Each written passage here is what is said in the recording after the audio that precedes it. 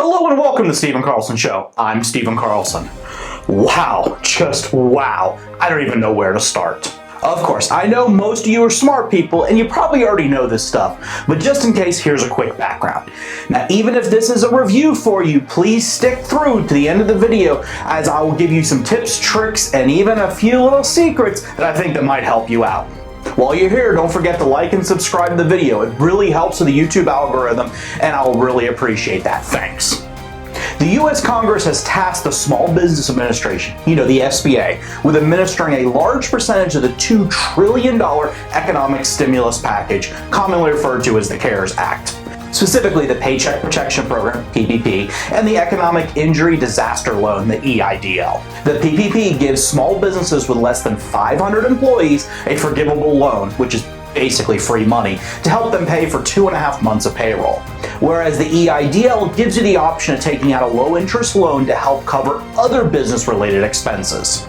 Originally, it was reported that small businesses would get a $10,000 advance within 3 days of applying, but since we know that it's been almost 2 weeks and very few people have received any money, that didn't exactly go as planned. And we all know how government bureaucracy works, or doesn't work. While we're on the subject of government bureaucracy, I prefer to keep my channel free of the right versus the left narrative, as this is a business channel, not a political science channel. Now, if there is anybody that would like to learn about how both the right and left have profited from and seriously endangered the American dream, check out my book, American Hijacked. The link is in the description below. Alright, now let's get back to the discussion at hand. This whole situation is one major cluster with the Treasury, SBA, senators, Congress, business reporters, YouTubers, etc. all giving conflicting information. It is not that any of these groups are trying to give out misinformation. The problem is there is no single concise set of guidelines for these programs, and they're just being interpreted by everybody slightly differently. As I covered in the previous video, SBA $10,000 Small Business Grant, EIDL, COVID-19 CARES Act stimulus, fail. Link is in the description below. People were originally expecting a $10,000 free grant to all small businesses that applied, whereas after more careful reading the law and slight guidance from the SBA, it was discovered that each business would get up to $10,000 using a formula of $1,000 per employee. On Friday, April 10th, around 7 p.m., I received an email from Experian notifying me that a credit inquiry had been placed on my credit report from the SBA. This was a very good sign and an indication that something was actually happening. This is the first that I have heard from the SBA. As reported by Meet Kevin earlier on Friday afternoon, he suggested that some people may actually be skipped by the loan and grant process if they have a credit freeze on their credit report. While this is only speculation, it does make good sense, because the SBA is probably just triaging the applications and they're processing the easy ones first. Now, in my case, pure luck, I had already removed my credit freeze as I was in the process of working on real estate loans with Wells Fargo when this whole pandemic kicked off anyways. Now, earlier this morning, which is Monday, April 13th, I received a second email from Experian saying that a second inquiry was now on my credit report. Now, this did suck having 2 inquiries on my report and knocked my score down 5 points. It does make sense because I have 2 small businesses that applied for an EIDL loan. So I guess they're actually processing this. Now, as of the time of recording this, which is 8:30 Monday morning, I have yet to receive my EIDL grant money, nor have I received any additional communication from the SBA. But based on the fact of what others have said, that within a day or two of receiving the inquiry, most people have received their grant money. So I'm hoping that today or tomorrow I will get it. I'll let you guys know when it happens. Okay, now let's switch topics over to the PPP loan debacle. As I covered in more detail in my video, SBA COVID-19 Stimulus Package, Payroll Protection Loan Update, Loan Funded, link is in the description below. The national banks have completely failed small businesses here. And a vast majority of loans at the big banks are either being delayed, stonewalled, denied, or just completely ignored. Whereas the small, local community banks are processing these loans assembly line style.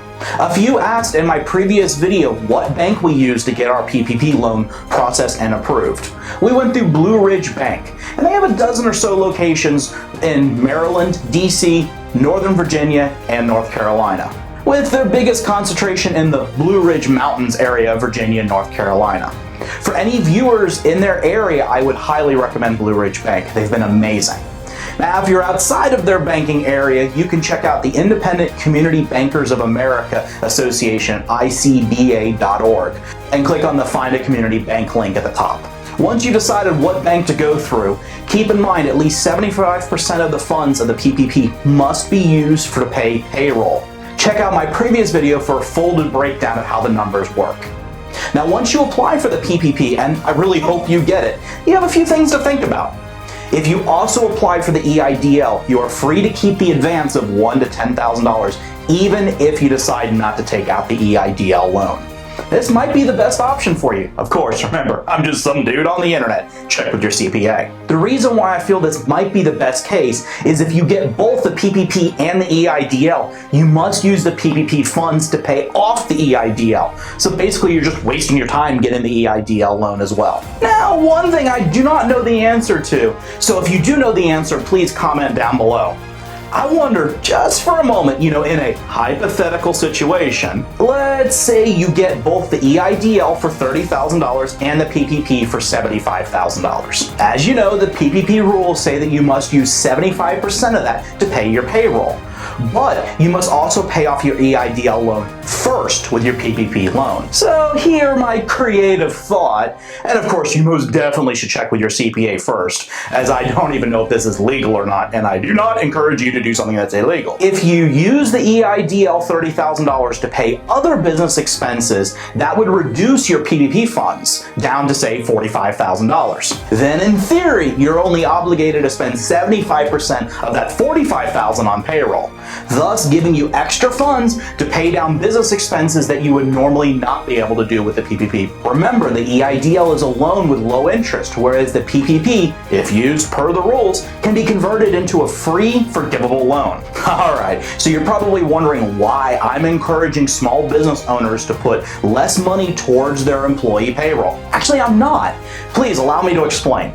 My bigger concern is how the 75% is mandated, and if a business falls short of this, even of no fault of their own, they may lose the convertibility to a grant and risk having to pay back the full amount. So why would this be a concern of mine?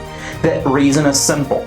Also part of the CARES Act was an increase in the unemployment benefits. Depending on a number of factors that are way too complex for me to give justice in this small YouTube video, depending on where a person lives in the country, they may be able to file for unemployment and actually get paid more money on unemployment than when they were paid as an employee. It has been reported that in many cases, a former employee can actually get $15 to $25 per hour with these unemployment benefits. And for some employees, that was a lot more than they were making as an actual hourly employee. The issue here lies in how some less than honorable individuals will choose to stay unemployed rather than returning to their jobs at the small business. So what happens to these small businesses if they're unable to rehire their previous employees and maintain the 75% funds to payroll ratio? Yep, you guessed it, they're screwed. And this is what really scares me, because I feel that for many of them, they're going to be trapped by the PPP, forcing them into bankruptcy and possibly shutting down their business. Do not let this happen to you.